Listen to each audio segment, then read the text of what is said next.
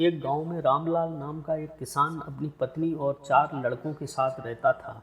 रामलाल खेतों में मेहनत करके अपने परिवार का पेट पालता था, लेकिन उसके चारों लड़के आलसी थे, जो गांव में वैसे ही इधर उधर घूमते रहते थे।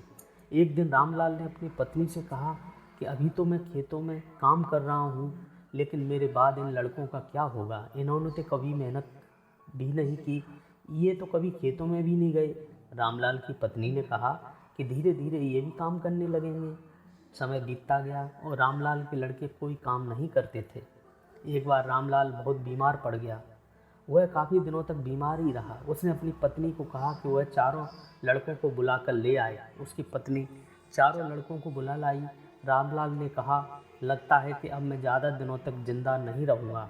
रामलाल को चिंता थी कि उसके जाने के बाद उसके बेटों का क्या होगा, इसलिए उसने कहा, बेटो, मैंने अपने जीवन में जो भी कुछ कमाया है वह खजाना अपने खेतों के नीचे दबा रखा है। मेरे बाद तुम उसमें से खजाना निकाल कर आपस में बांट लेना। यह बात सुनकर चारों लड़के खुश हो गए। कुछ समय बाद रामलाल की मृत्यु हो गई।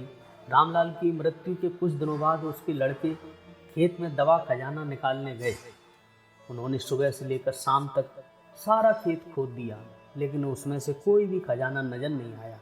लड़के घर आकर अपनी माँ से बोले, माँ, पिताजी ने हमसे झूठ बोला था, उस खेत में तो हमें कोई खजाना ही नहीं मिला।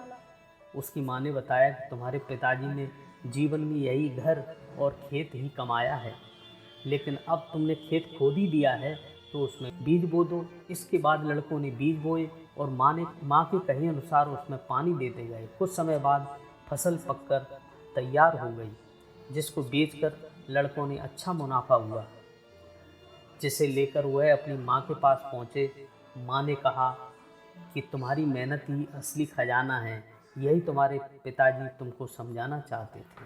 तो दोस्तों, कैसी लगी कहानी कमेंट में ज़रूर बताएं।